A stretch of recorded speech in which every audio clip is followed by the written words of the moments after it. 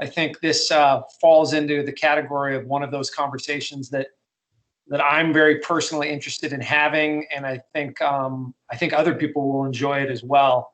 I think the rationale behind this, what we're trying to get out of this is, when we all look at the outdoor recreation economy since the pandemic started, it certainly has been the pandemic of unintended consequences. And one of those unintended consequences or unforeseen consequences has been the impact on outdoor recreation, both up, down, and sideways.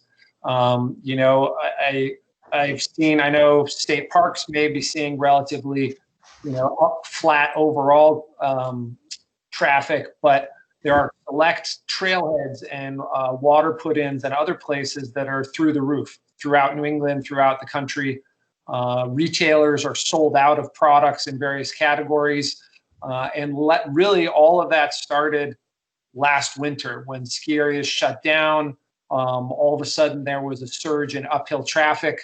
And so just to set the stage for this conversation, the goal here is for VOREC and all of our assorted members to be thinking about this coming winter and considering what is the role of VOREC in terms of both communicating to our various constituencies as well as to the state about what we see as a shared group are being some priorities coming out of this.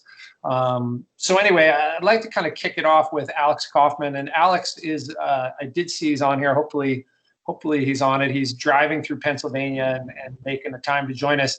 Alex created a podcast for VPR, I believe in 2017, called Wintry Mix, which was an excellent sort of outdoor and ski podcast. He's recently relocated to Colorado, but the podcast has also continued. And last spring, he did a couple of podcasts on the odds of winter for the coming season. I think he did the first one in April, the second one in May. And if you haven't had a chance to listen to him, I would highly recommend it. Because I think that really sets the stage for the disruption that we're expecting, And while the goal of this panel discussion is not to dwell on what's happening at resorts, I think it's important to sort of set the stage from the resort perspective so we can talk about the other stuff. So, Alex, are you out there in Pennsylvania somewhere? I finally get to check my microphone. Does it work? Check 1 2. I hear you. Look at that. That's a good spot you got. Where are you? I am at a 90-unit senior affordable housing complex that my family is in the process of purchasing. That's excellent. Well, so I listened to the early May Odds of Skiing podcast last night again.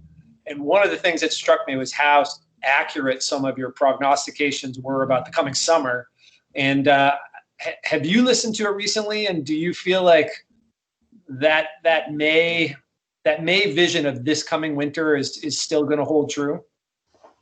With a few tweaks, yeah. It's why I haven't done another one, because it was kind of close enough. And, now I'm kind of waiting for the winter to arrive, because there's definitely a hunger from the public for basically people who are allowed to say whatever they want from an informed angle that doesn't actually have a horse in the race. And so that's kind of the role that these podcasts have played, is that I have some knowledge and some insight and some past experience from 10 years in the marketing departments at resorts in the East Coast and West Coast, and then through the podcast the last 5 years.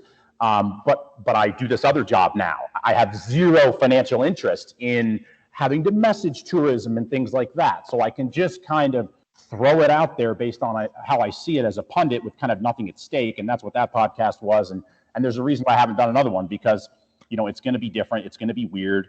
It's going to be different in different parts of the country. And as has been mentioned by yourself and many other speakers, some areas are seeing, a dearth of demand and they wish they had customers, and other people are just getting flocked. Right. So one of the things from that podcast that you talked about that I thought was really interesting is you made a delineation between the biggies and the smalls. The large players like the Vales and the small players like a Mad River Glen, and just how, could you explain that a little bit and your approach there and why that's relevant to the conversation of how resorts might be disrupted this winter? Yeah, and the key term that keeps getting used is pinch points.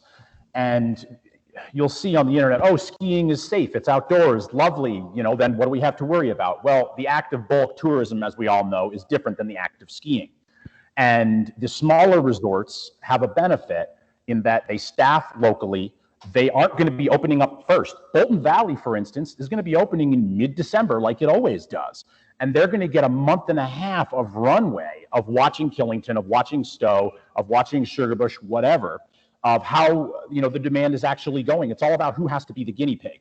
And the big resorts have to do much more planning on the front end, much more preparation to avoid the pinch points than the smaller mountains, the Magic, the Bolton, the Burke, and therefore their local areas that can just kind of wait and see, and then probably proceed with less protocols in place because A, the consumers have been educated on what's going to happen and what's not and what to expect, and B, they can see what's working and what's not at a lot of the larger areas first.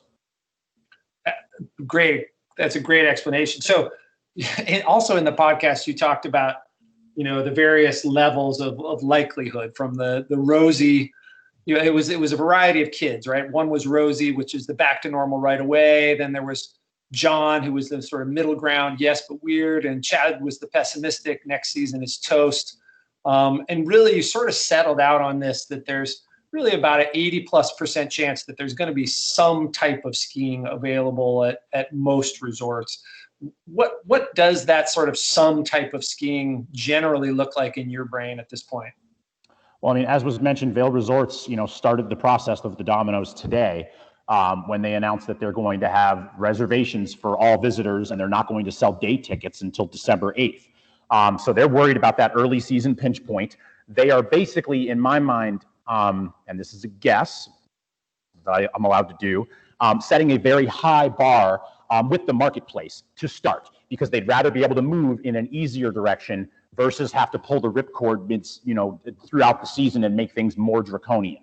So they're starting at the most draconian level so they can move, to a more relaxed level. Having just visited Beaver Creek a couple weeks ago in Colorado, where we don't have any travel restrictions like you have in Vermont with the quarantine and stuff. People are from everywhere. They're just driving from all over the country to Colorado. The towns have great signage, like they're trying to be in compliance with all sorts of CDC guidelines, but the people aren't. And the mountains are actually holding the line. So if you're in Vail Village, for example, in Vail Village, it's kind of a free-for-all. It's just dining, 100%, have at it. People are everywhere. It's packed. You feel very tight with everyone. Probably because a lot of people are outside instead of inside, so they're crammed more into the tight spaces. But then as soon as you get onto Vail Resort's property, they're handing you tickets with barbecue tongs, wearing gloves and masks, and really representing, that we're following the rules look and feel. And so Vail Resorts is continuing to try to push that way, but they only have so much control over what the towns are doing. And obviously, I mean, the big question in Vermont from tourism, I would assume, is what is Phil Scott going to do with this whole quarantine thing? And is it going to allow people to come and visit, on for a day and then leave from any county you want? I think we're all assuming that will change so the ski season can happen, or people will just get used to that being the law and not following it. I mean, one of the two is likely to happen, or else the ski resorts will be in this catch-22 of, we want to operate and people want to come and they're willing to break the rules, but are we allowed to publicly do that without our towns eating us alive? I don't know where that's going to go. And I don't really even remember what your original question was. That's okay. The truth is, I don't either. But so I think that is a great sort of setting of the stage from the resorts. And I want to kick it over to Adam Howard here at this point, publisher from Haida Lands Publishing, which publishes Backcountry, Cross Country Skier, and some other titles. Also a emerging podcast talent. And Howie, are you there somewhere? I am. Great. So Adam, you did some podcasts last spring also about what happened at the end of the winter, but it was more obviously because of your role as the publisher of Backcountry magazine. It was about the uphill traffic and the surge that happened once resorts last spring closed down. We started seeing a whole new ballgame. And Howie, can you just sort of explain what that looked like, probably starting in mid-March? Yeah, well, I think we all witnessed it as the dominoes fell at resorts across the country.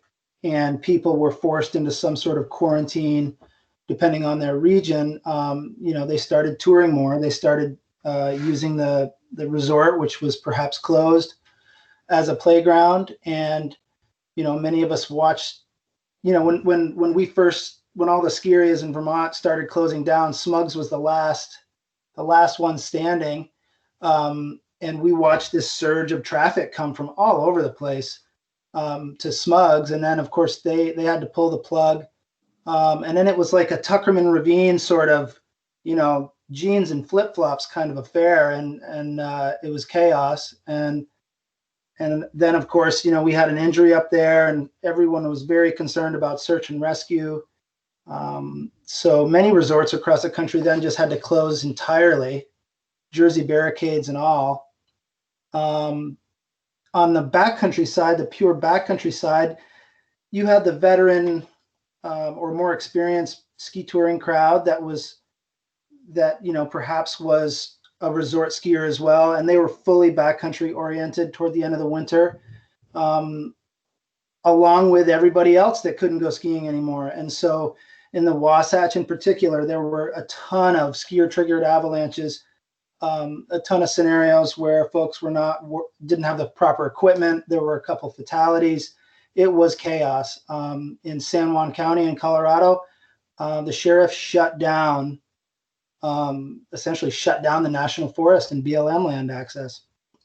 So it was striking. And then on the ski industry side, there was a big movement that I struggled with, frankly, where SIA, our friend Nick Sargent, who many of you know, was leading this effort to say, hey, everybody, let's be leaders in this. Let's hang it up. Let's hunker down, because we want to have a mountain bike season, and we certainly want to have a ski season next year. So let's lead by example. I, in fact, did that, though we didn't publicly advocate for that through any of our brands. I didn't ski for 5 or 6 weeks in what was the coldest, wettest, best skiingest March in recent memory, which was just brutal. So yeah, I mean, we all went through that, so we know, and I'm not saying anything that we all didn't recognize, but the question becomes, what happens this year? Exactly. I think that's a great segue to it, though. Before we get to that, maybe if you could speak a little bit more to your experience from last winter in Vermont, at what you did see in terms of trends. You talked a little bit, but just for people who aren't super familiar with what the Tuckerman's Ravine vibe is with the flip-flops and the trash bags versus the really committed backcountry skier, just talk a little bit about maybe an anecdote or two from what you saw at the end of last winter when you did go skiing. Well, I think quite simply put, it's experience. Backcountry has hazards, and they can be life-taking hazards if you're not careful. And not only can you put yourself in danger, you can put others in danger, as we witnessed in scenarios around the world in climbing and skiing, right? Doesn't take much to be on a slope that you shouldn't be on with a party below you, and you can wipe them out if you're not careful. The Tuckerman analogy is, on any given Saturday in March, April, and May, the throngs of skiers go to Tuckerman to ski and snowboard and ride inner tubes and do any number of things. It's a true backcountry wilderness experience that doesn't feel like it because of the crowds, and they have a great patrol and rescue program over there, and even they had to shut down because they didn't feel that they could put their rescue teams in harm's way given the virus. So yeah, the jeans and flip-flops thing, that's really forgive that, but we had a compound fracture on a blue square run at Smugs at the very end, which really ended up being the end of the uphill program there, and a snowboarder who happened to be a nurse, and his partner, who also happened to be a nurse, so very experienced in one part of the equation. They were snowshoeing up a rather steep pitch.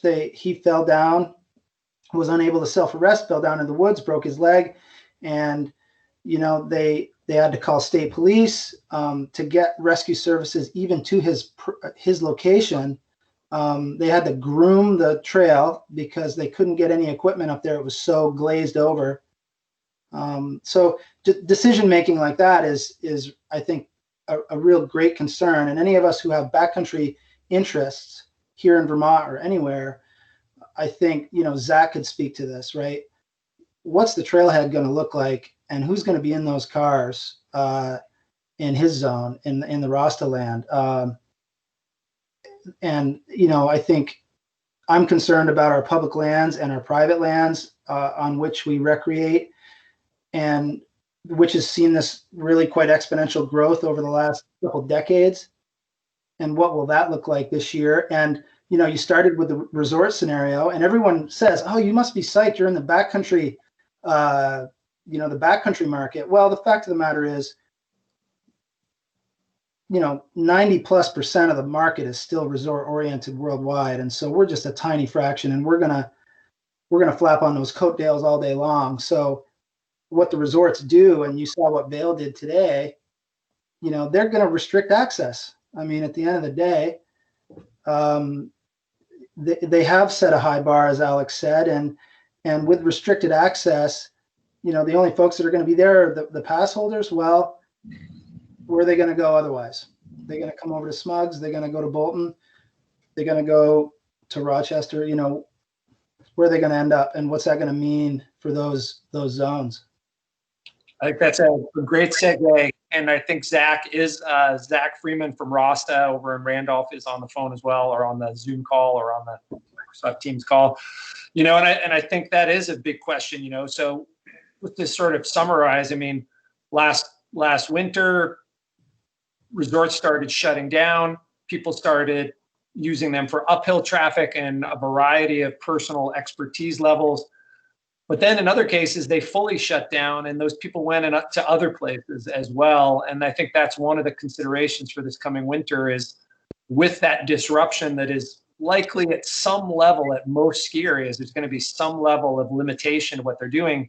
There's still going to be people who are going to want to get into the winter space, and where are they going to go, and what's that going to look like? And so, Zach, if you're out there on the call, I wonder if you could talk a little bit about what your Rasta network, sort of the growth that you've seen over the last 5 years, and then what was the scenario last spring and last winter?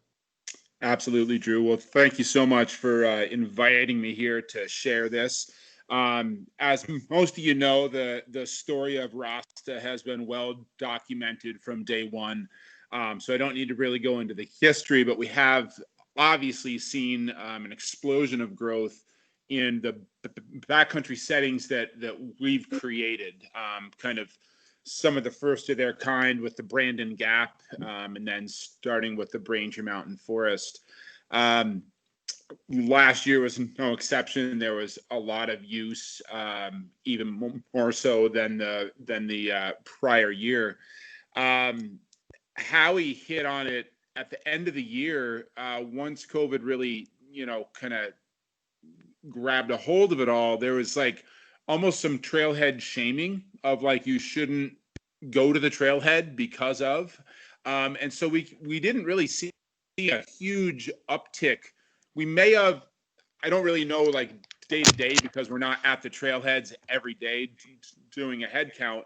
But it definitely slowed down rather quickly, because people just, they were so shocked with the situation in general. So at least for our zones, we didn't see a major uptick. And then it melted out relatively fast in the end of the month and early April because of the elevation and the location. That's great. In terms of Rasta, in terms of its reach among the state and the users, do you have a feeling for how many of the users or members are state versus out of state?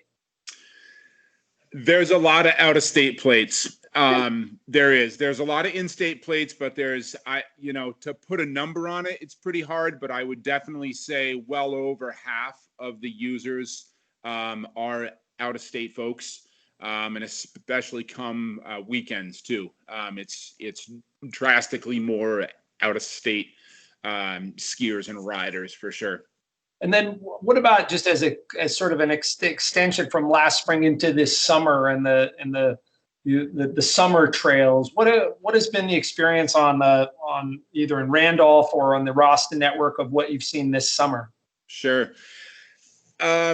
It's definitely slowed down a lot. A lot of what we have been trying to build on, and community vibrancy, more assets for the community, as well as trying to attract folks to come to the small rural communities and experience rural Vermont. A lot of that's been kind of thrown out the window, and we're trying to reevaluate what it is we're trying to do. And so with that, I think that the number of users is down, but the type of users have changed a little bit. We're seeing a lot more people that grabbed their mountain bike from the garage that's underneath a huge pile of cardboard boxes and dirt, and bringing it into the new bike shop in Randolph to get tuned up because they want to go and ride the trails they've heard so much about. And so we saw a lot of the newer users that might have been prior mountain bikers or skiers back in the day. And now this is a good excuse for them to get out and get some exercise. That being said, I think on the negative side of it, it's been a real challenge for us to draw volunteers for trail work days, and we didn't really encourage a lot of trail work days early on. And we're still a little bit up in the air as far as how far do we want to reach out. Some of the Brandon Gap trail work days would harvest 60 people or more, which quite a few of them would be traveling from out of state, and so that's why we didn't really promote too much on our social media platforms, because we do have a lot of users that are out of state in areas that we didn't really want here in Randolph, or the general Central Vermont area.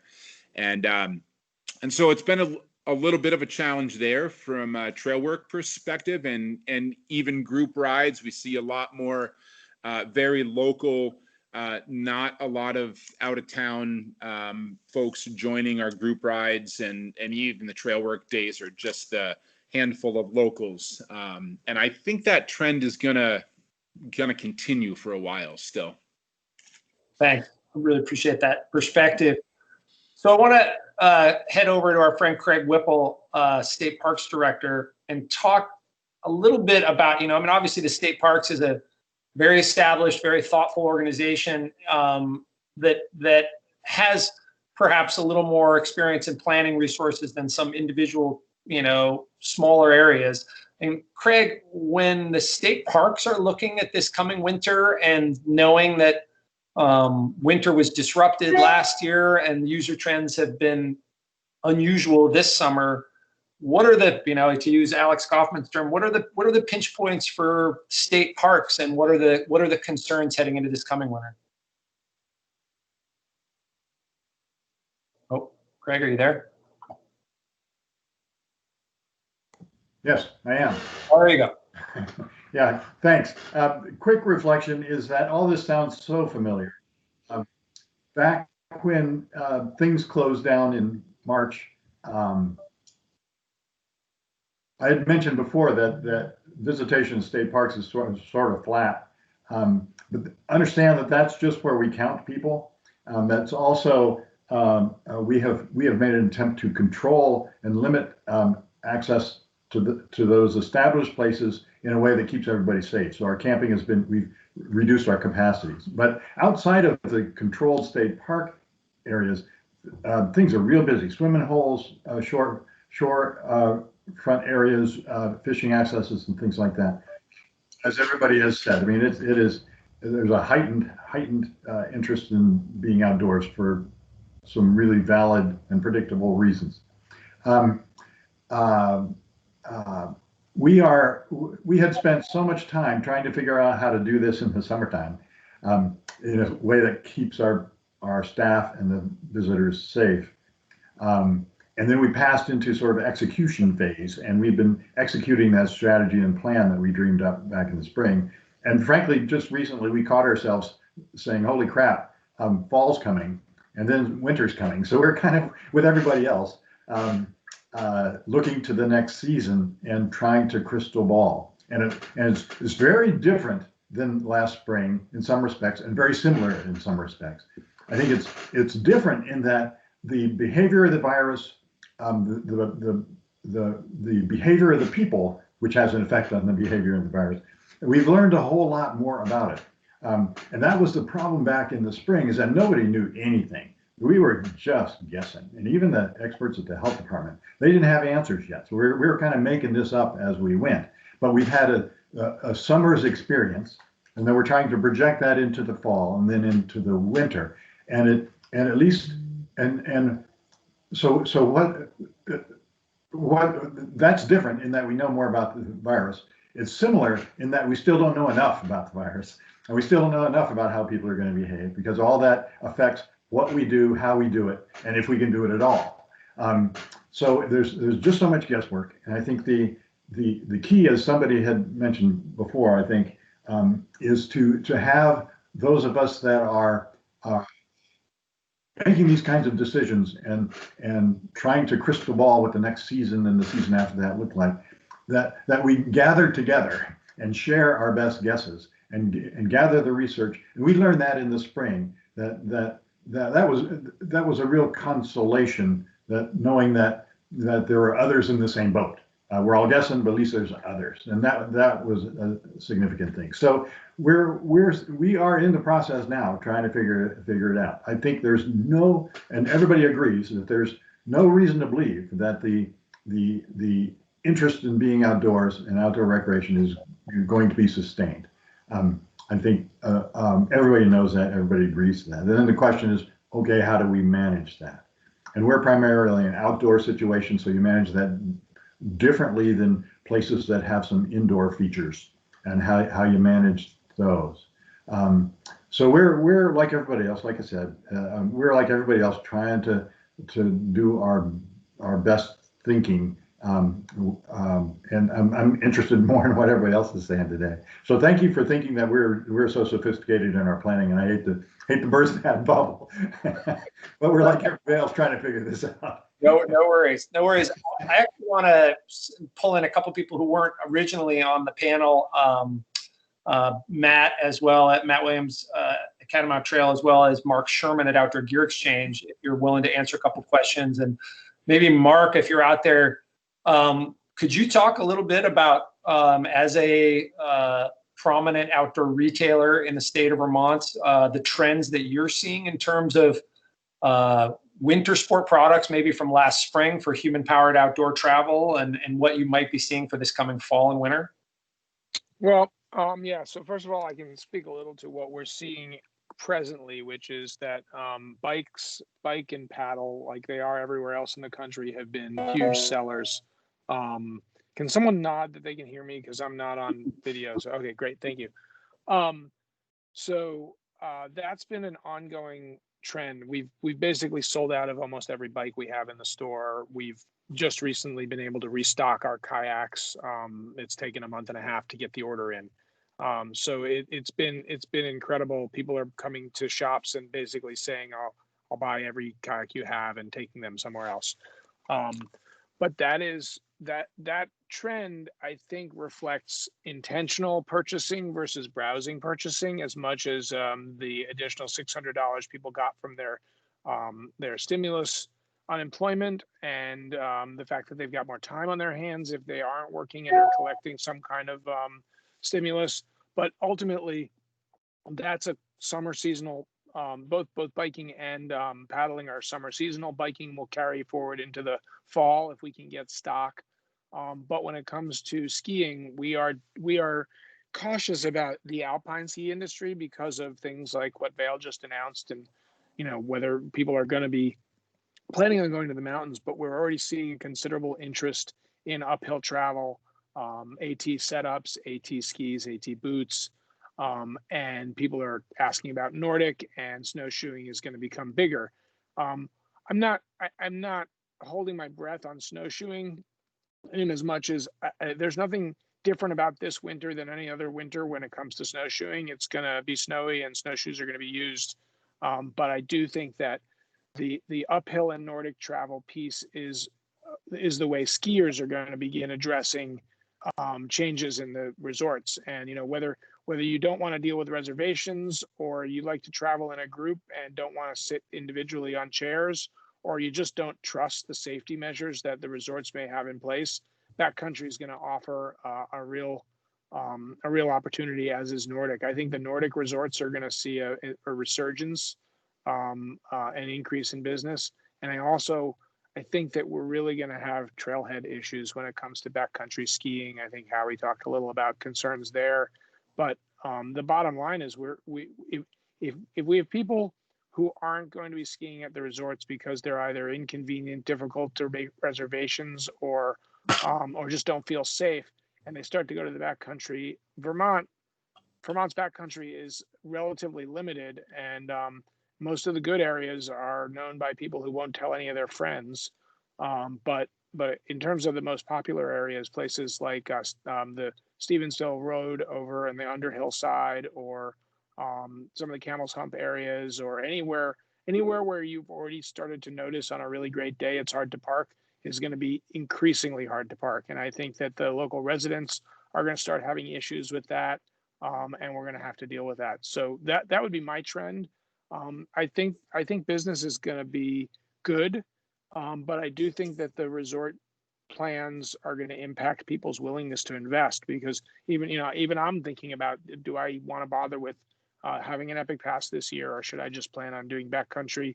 As I think that the plan that Vail put forward is really great for travelers. It's not great for locals. My go-to plan for a ski day, and I think this applies to many locals, is wake up 5 o'clock, see what the weather is. If it's not below 0 or -10, and there's some snow on the ground, let's run to the mountain, take a few laps, and go to work at 10 or 11 o'clock. If you need to make your reservations in advance, either you're going to be tying up a reservation with your plan to maybe go, or you're just not going to want to do that. So I do think the resorts are going to have to pivot a little bit and maybe think, okay, we should have morning and afternoon reservations and all day reservations, so that if you only want to ski in the morning, you don't tie up the afternoon and someone else can come in the afternoon. But that's still to be known. Even thinking about this makes my head hurt. It's time to, I'm ready to not have every decision involve 14 steps of processing and planning, and be able to just say, I want to do this, let's go do it.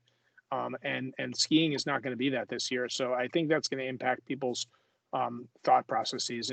But we'll know within a month, because now is when the Icon and Epic Passes are requesting commitments and decisions.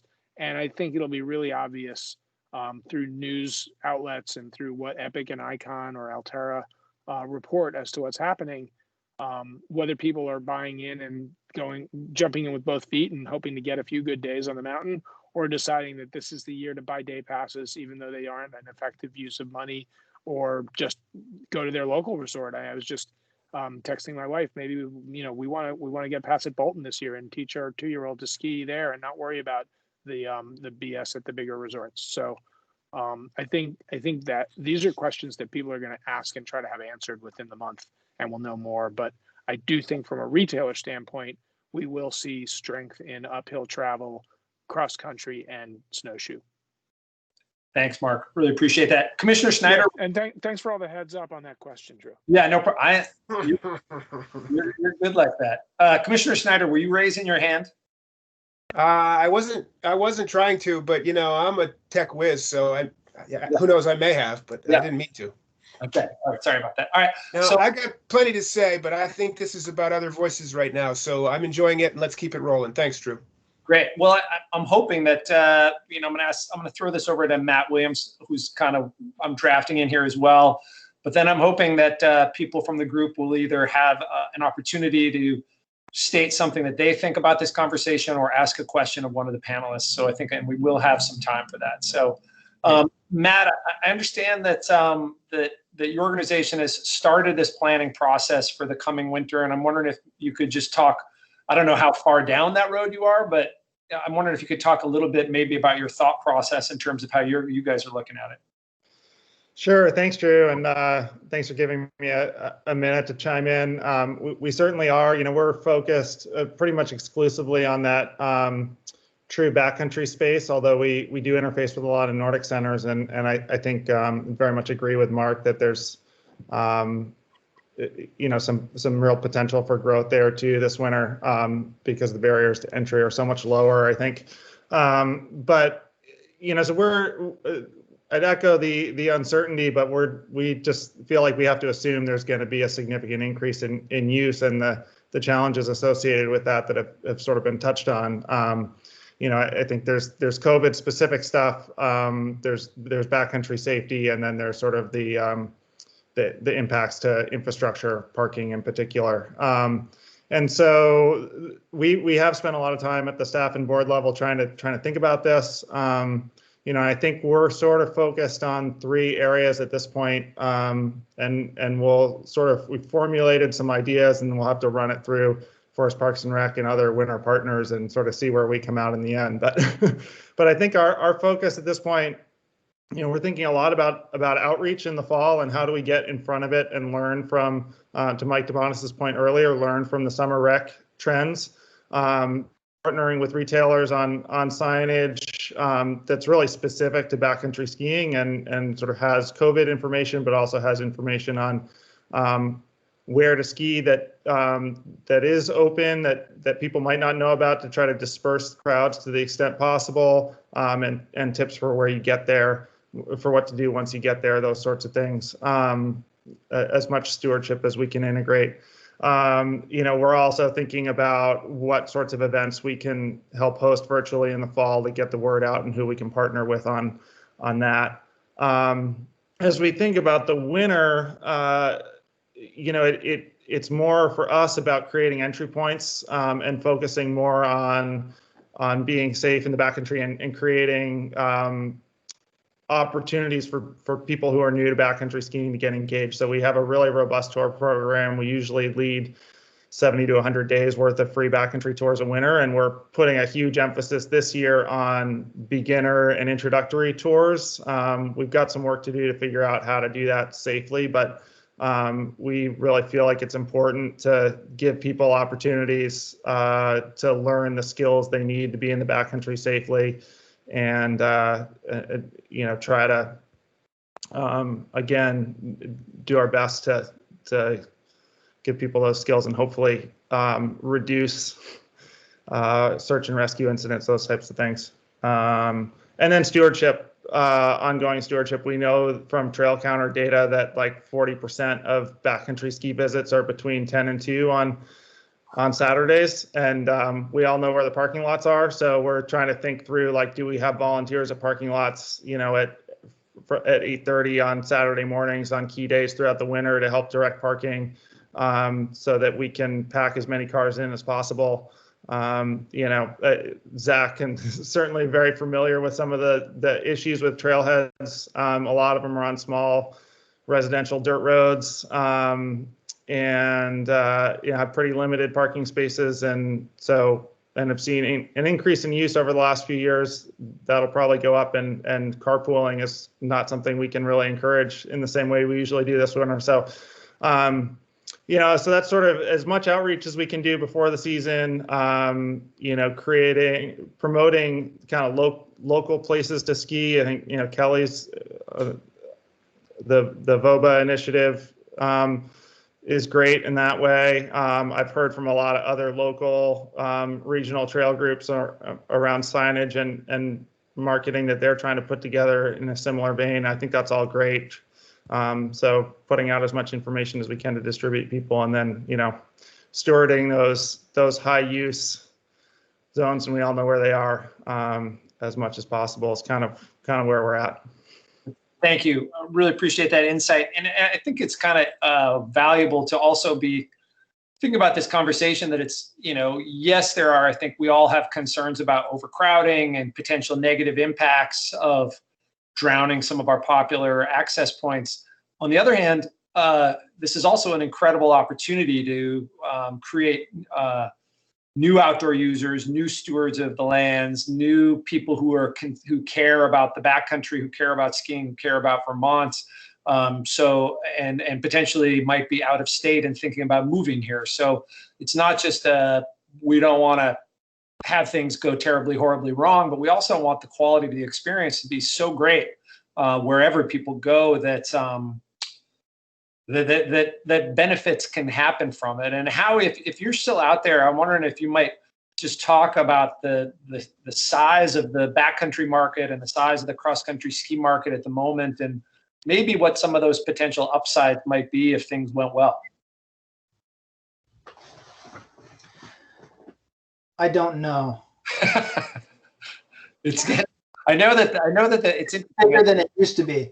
It's so hard to get a handle. If you believe the numbers that are coming out of SIA, which it's really hard to do, and it's really hard for us to do. I think because I'm out there all the time and I travel around the country and the world to backcountry ski, I can tell you that anecdotally, it's exploding. We all know this, but we just really don't even know what size of the skier demographic is backcountry skiing. I think the best number we used to be able to get was from Garmont, and it was boot sales, AT or Tele boot sales, and those are so outdated now. I don't know, and I don't have updated numbers there. Howie, if I could, just for folks who may not know, SIA is Ski Area Association, Ski Industry Association, Snow Sports Industry of America. Snow Sports Industry of America. Thank you. Yeah. Which is sort of the association body for skiing, snowboarding, and is for a long time drove the SIA Snow Show, which is now the Outdoor Retailer Winter Show. So that's that organization. I think, when you look at the growth of the backcountry market, equipment sales is certainly one way to go. But to Howie's point, it is hard to know when there's no pinch point. There's no paid parking. There's no lift ticket sales. So it's hard to really gauge what the true usage of it may be. I think when you look at trends in other countries or other continents like Europe, the growth of backcountry is directly being fueled by the crowding of the resorts. And so I think it's a natural to assume that if there's some disruption of our resort traffic that creates a pinch point that doesn't allow 100% of the people that want to go there, that they're going to find other places to go. And I think with the COVID environment, that's accelerated. I've heard the term a couple times, shelter in place at the resort, which is a concept that people are going to, if the pandemic continues to be strong, that if kids are out of school and they can't, they have to shelter in place in Boston or New York or Connecticut, why not go to our condo in Vermont and shelter in place there? So if they're up here and there's a disruption at the resort and they can't ski the way they expect to, they're going to look for things to do, whether it's fat biking or cross-country skiing.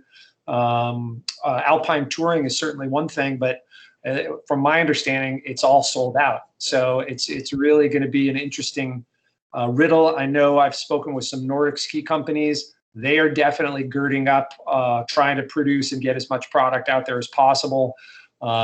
Traditional ski companies are doing the same when it comes to alpine touring gear and getting ready for that flow as well. So obviously a lot of considerations, a lot of thoughts here.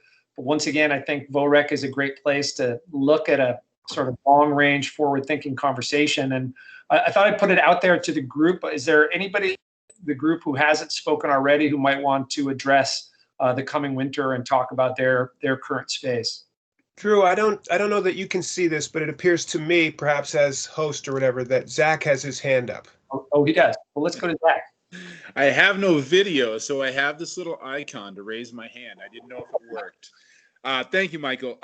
Just piggybacking on a couple of things there that Matt said, he hit a few key things that we're trying to do. Is we're trying to streamline and make the process more efficient with Killington Search and Rescue, the Vermont State Police, and the local fire departments, and how we can streamline and assist the professionals, because not that we want to, all good thoughts, no one gets hurt, but it happens, and it will, and it's unavoidable. And so with the trend of new users that are getting into the sport or just starting off, I think we're going to see a pretty solid explosion of first-time users and new users, which will increase the risk. So that's one of the things that we're currently working on.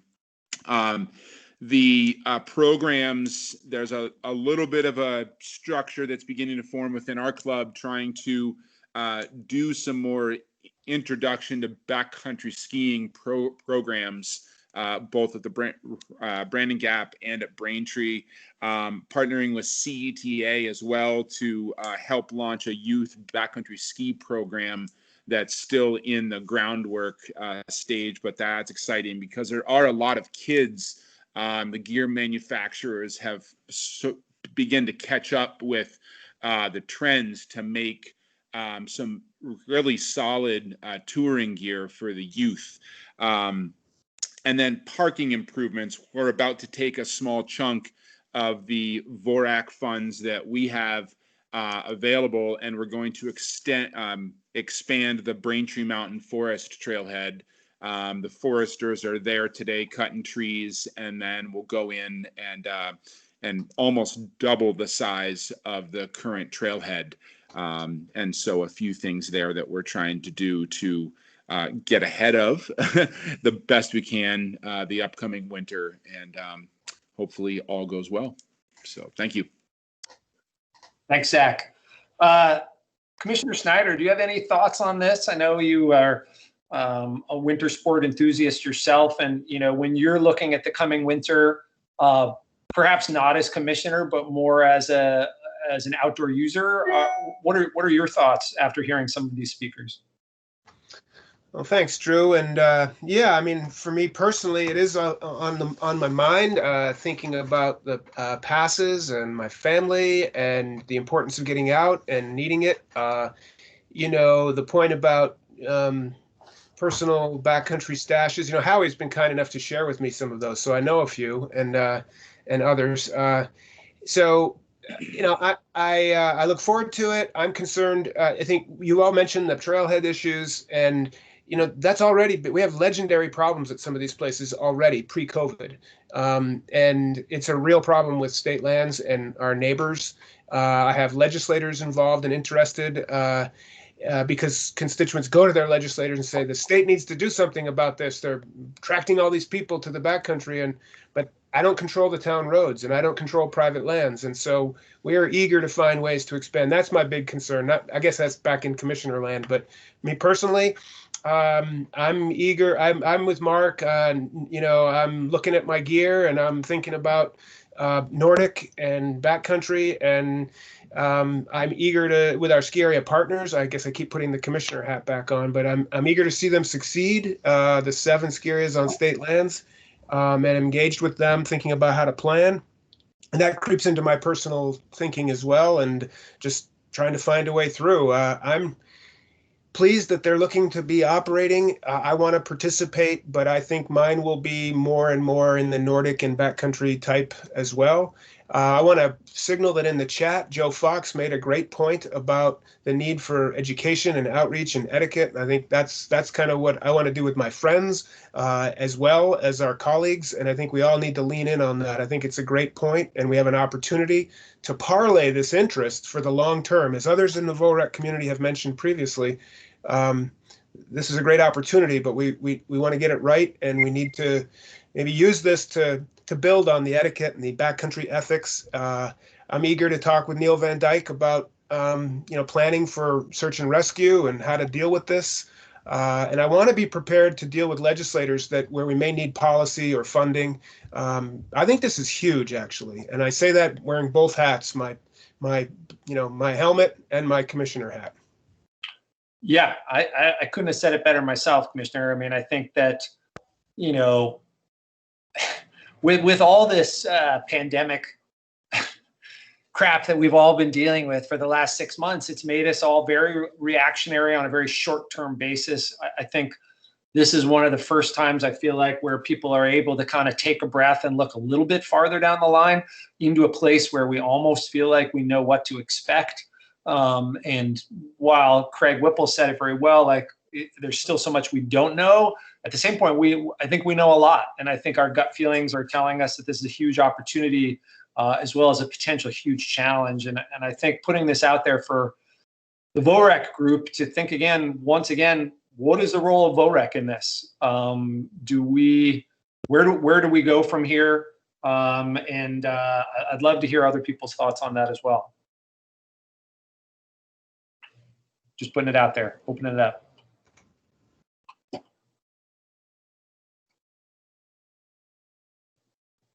Sherman, you're on mute. I'm just kidding. I don't even know if he's talking. I am on mute, but I think you're happier that way. I think I've had my time. All right.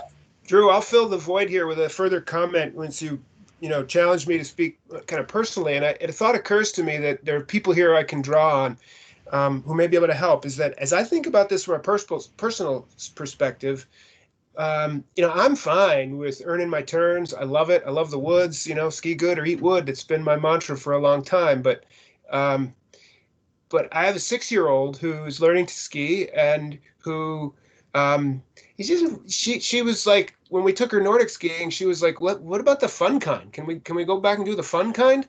My point is, I'm good. My wife is good with going into backcountry. Bella's not that great. For getting her to where she needs to be, we need lift service. We need the open trails. So any tips for me and other families who have youngsters who may not be all that thrilled about going uphill or Nordic skiing? How do you get the young ones to really love the Nordic mentality? I'm looking for that. And maybe others do too. And maybe that's something we could push, is help people who want to go elsewhere. I think that's a barrier. Others have spoken to it, the equipment, the gear, and the knowledge and expertise, particularly for newcomers. I can adjust, but what about Bella puts me in a mind that what about the people who normally go to the mountain, the lift service area, are willing to go somewhere else, but don't know how to do it? Is that a role for us to help? Howie, you got some thoughts on this?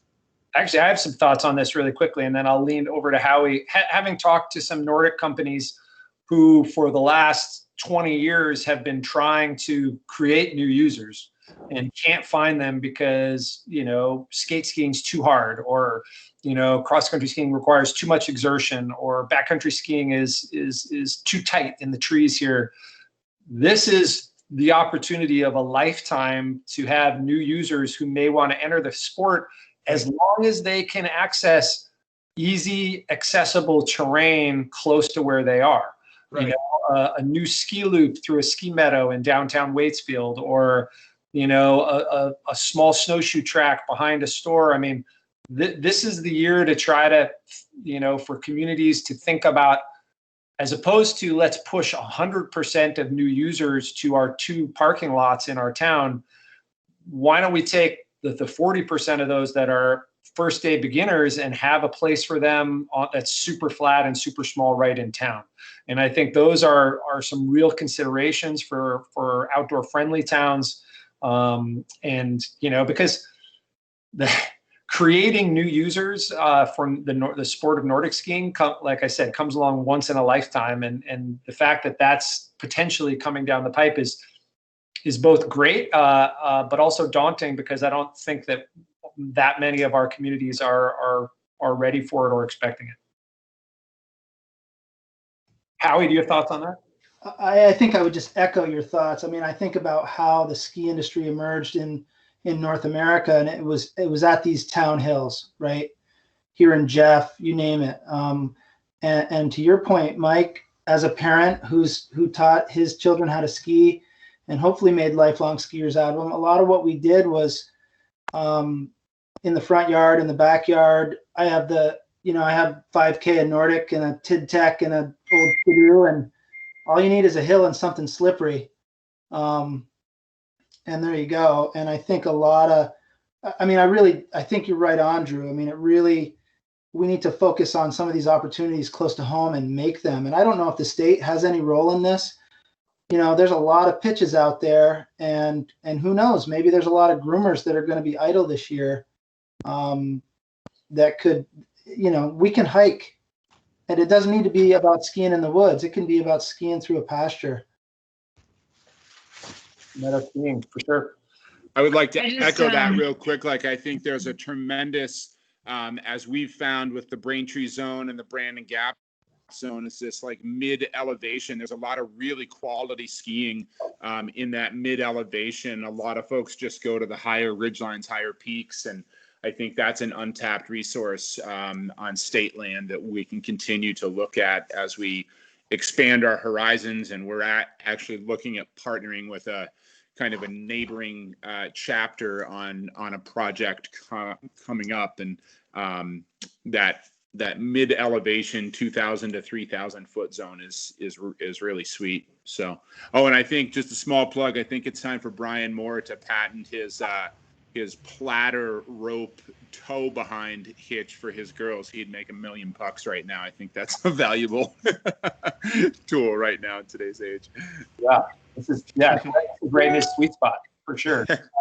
This is Carrie. I want to jump in with a concern I have a little bit in listening to this conversation, because we don't have Cindy here on the call, and I'm anticipating some real conflict with the Vast Trail system. I mean, a lot of the access that I use to get to my backcountry stash relies on little sections of the Vast Trail.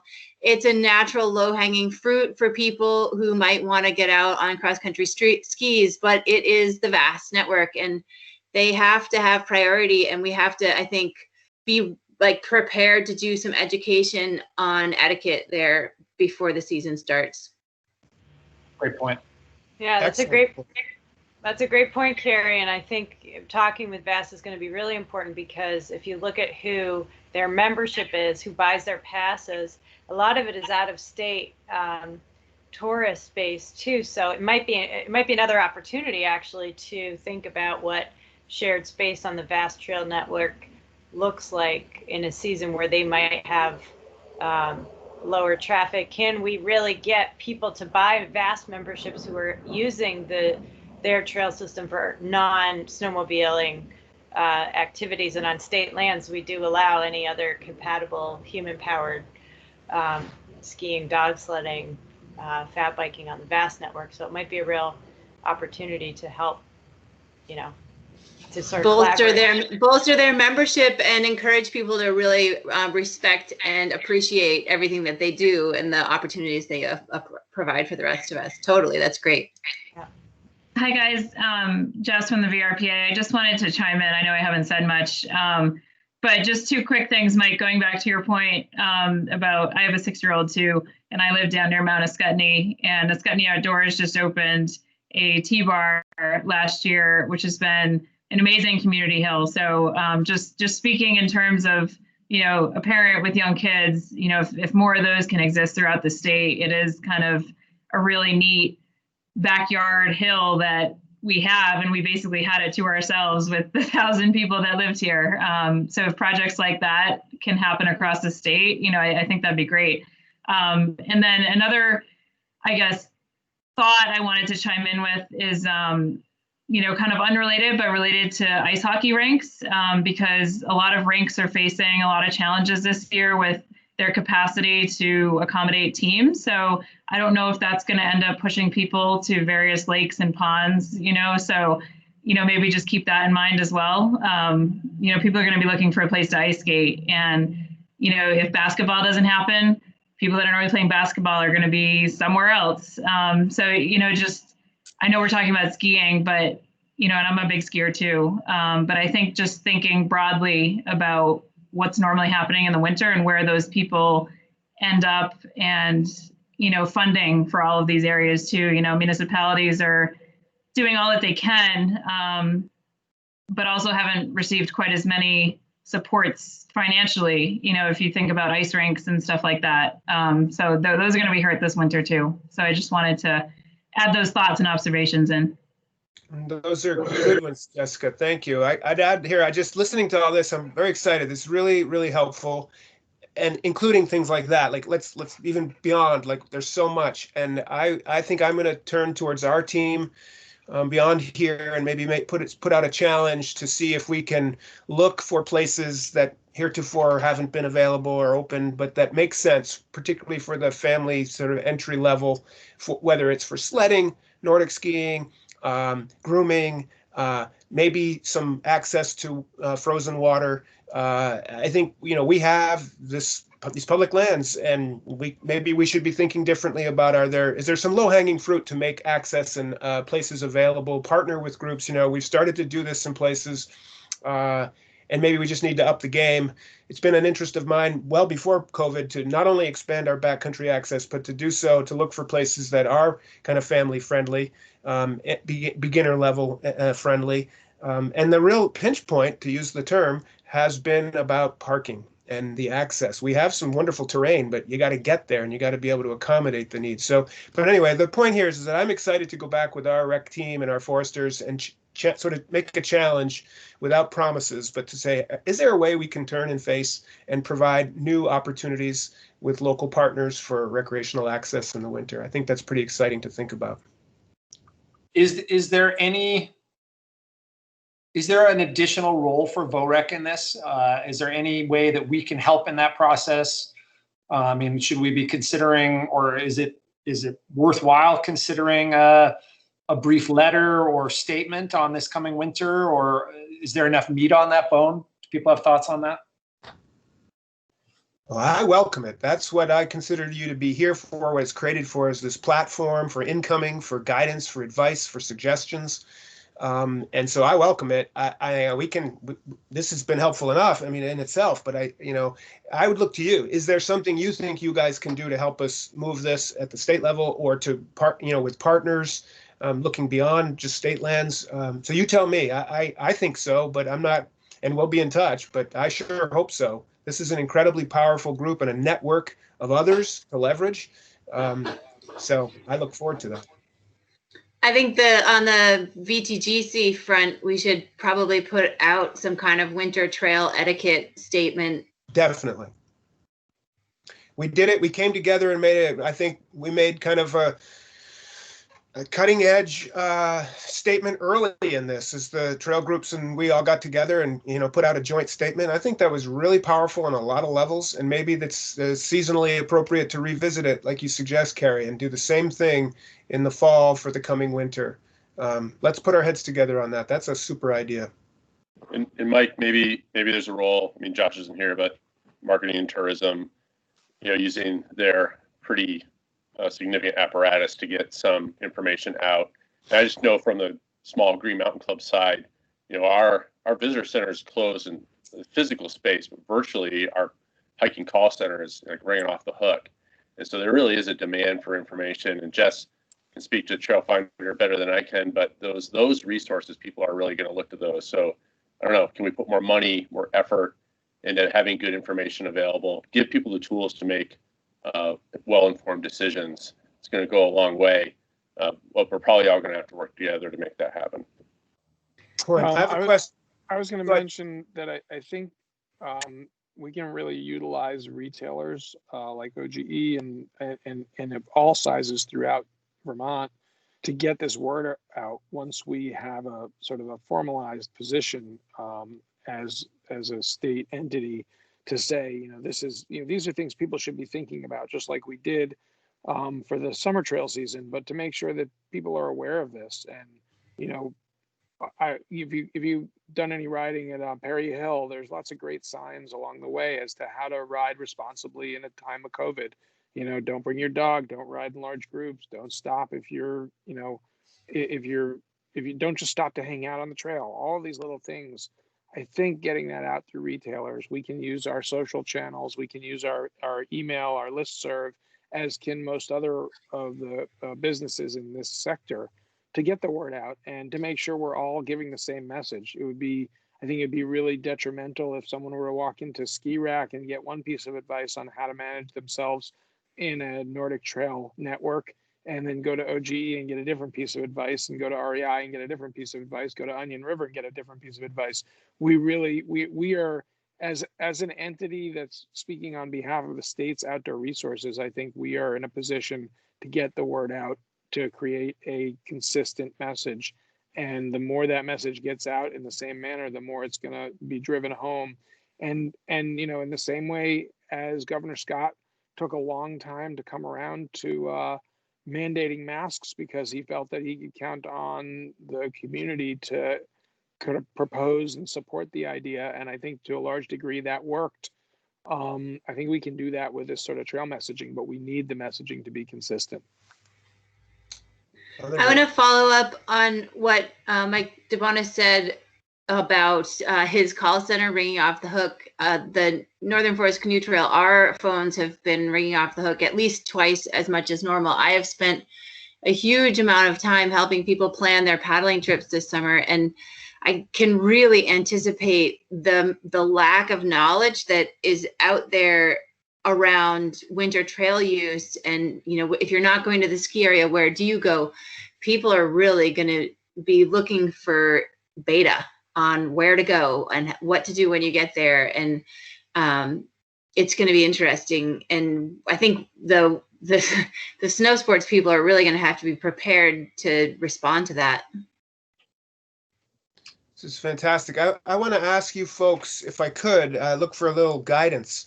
I know we're focused on the winter, and you know, clearly there's a higher bar there of safety and challenge and expertise required in gear than the fall. But I want to ask you about the fall season, as I am now starting, this is traditional, to field questions from literally all over the world about fall foliage. And as we continue to push it out with our partners at Tourism and Marketing, you know, it's been a thing for me to not just report on foliage and tell people to come look at our pretty colors, but it's been a real passion of mine to help folks understand that you don't have to just stay in your damn car, that foliage is amazing to be seen from a kayak or from a hiking trail or on a mountain bike, and that there's experiences to be had as you look for fall foliage, right? That's not new. But what I'm asking you guys is I continue to turn towards that now and do interviews with all kinds of media, promoting the world's best foliage and the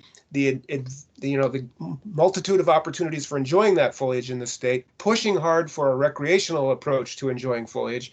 Do you folks have any concerns? Do you have any suggestions for me, given what you're saying about trailheads and impact and lack of etiquette or whatever? Do you want me to shut up about that and just talk about leaves? Or is there a special fall foliage recreation message that I should be considering?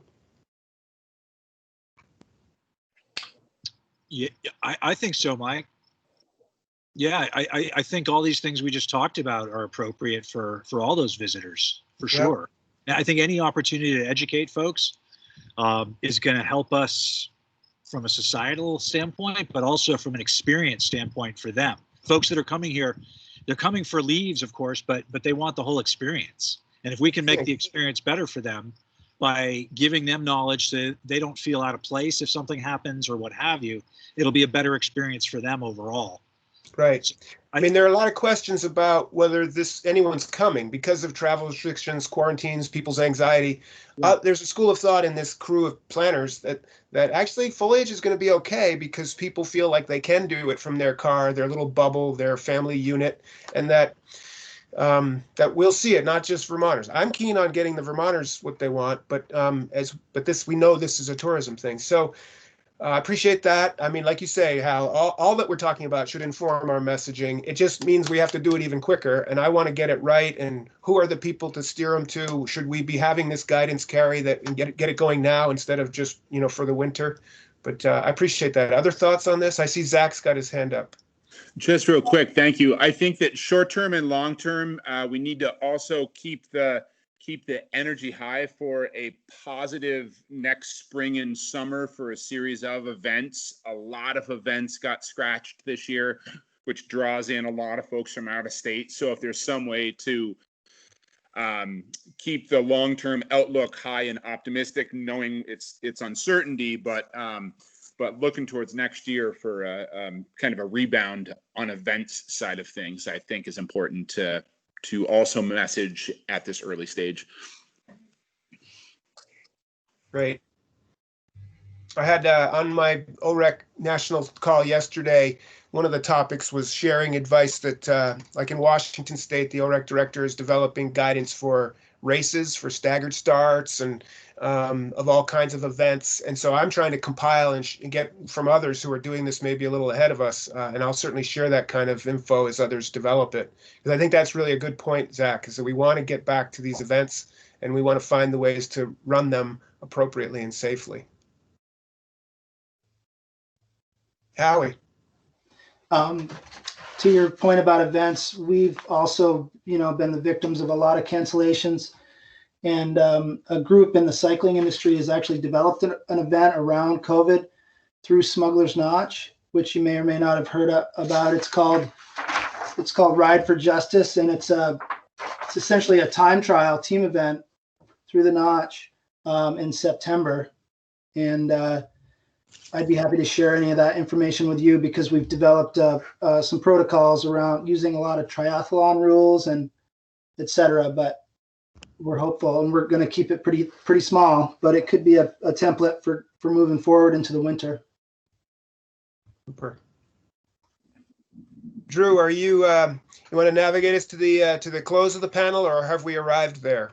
I think we're at the close of the panel. I think I would just like to sort of process-wise put what's the next step here. I mean, I feel like as an organizer and driver of this panel, it's a little bit on me, and I'm happy to take that initial shot at it. But I feel like even just a basic letter from VOREC that just touches on some of the considerations. I mean, I don't foresee it being a 10-page document or even a 3-page document, but just here are the considerations that were expressed in our. I mean, is that an appropriate place to start? Just listing a bullet point list of considerations for the coming winter, and would that be valuable to you? And who might could we conceivably just post that on the VOREC page? Yes, yes, and yes. Okay. I don't want it to just live on the page. I would like to have it to use with colleagues in state government, with legislators. I want to keep this moving, and I think it has an added benefit of just showing the value of the VOREC initiative to have your input and your guidance. And so I welcome that, actually. And Drew, you've always been great about being like, okay, I'll take a stab at it. And you all know I'm big on shitty first drafts, so have right at it. All right. Well, and I would also put this out there to the group that's on the call. If anybody would like to be on the initial proofreading group for that document, I won't force it on you other than just an initial proofread. Please just email me or send me a text or a note, and let me know if you might be willing to put a set of eyeballs on that before we send it over to the larger group. That would be appreciated. That sounds great. Well, thank you, Drew, for organizing and for moderating. Thank you, Alex, Howie, Craig, Zach, for your participation. We really appreciate you joining us. And stay tuned, stay in touch. With that, we'll move along through the agenda here. I think, Jess, help me out here. I've lost my way. Am I handing this over to you to tee us up on our next item? Yeah, I think so. Please do then. Thank you. Yeah. Thanks everybody for that great panel. I'm going to stop recording now, and hopefully this is the first of, here we go.